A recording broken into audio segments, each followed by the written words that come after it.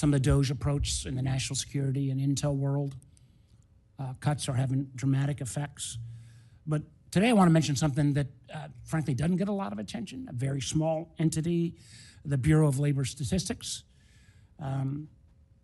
U.S. economic data, which has always been independent, it's really been viewed as the gold standard across the globe. And frankly, the BLS data often is the guidepost that investors use regularly. BLS helps us get information about cost of living increases, policy making for you guys. It's used to adjust payments on the roughly $2 trillion in Treasury bonds.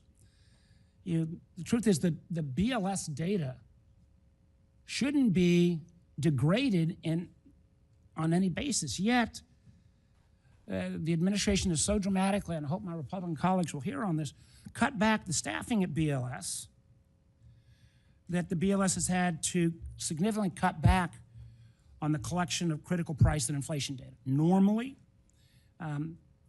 BLS staff, when you don't have all the data collected, will estimate about 10% of the inputs into the CPI. Now, with these cutbacks, they've had to estimate close to 30% of the data. That means faultier data. How can we grapple with this, and what does the undermining and staffing shortages at a BLS mean in terms of your ability at the Fed to do your job? You know, we can still do our job. I would not want anyone to think that the data have deteriorated to a point where it's difficult for us to understand the economy as well as we can understand it, which is not perfectly.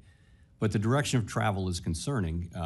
You know, the U.S. has been a leader globally in investing in how to measure the output of a modern economy, which is something that we've led the world in for a long time. And it really helps not just policymakers, but also businesses if we have accurate information about what's going on in the economy. You're making decisions based on that economy, not just the Fed, not just you, but private companies as well. So I think it's I think it's something we should continue to invest in.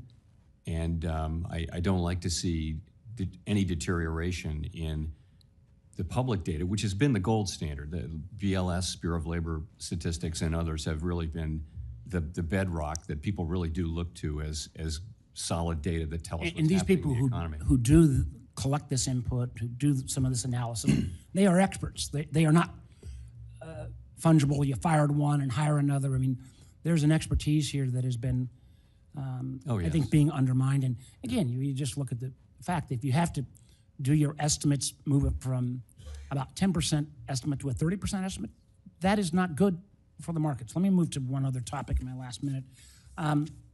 Stress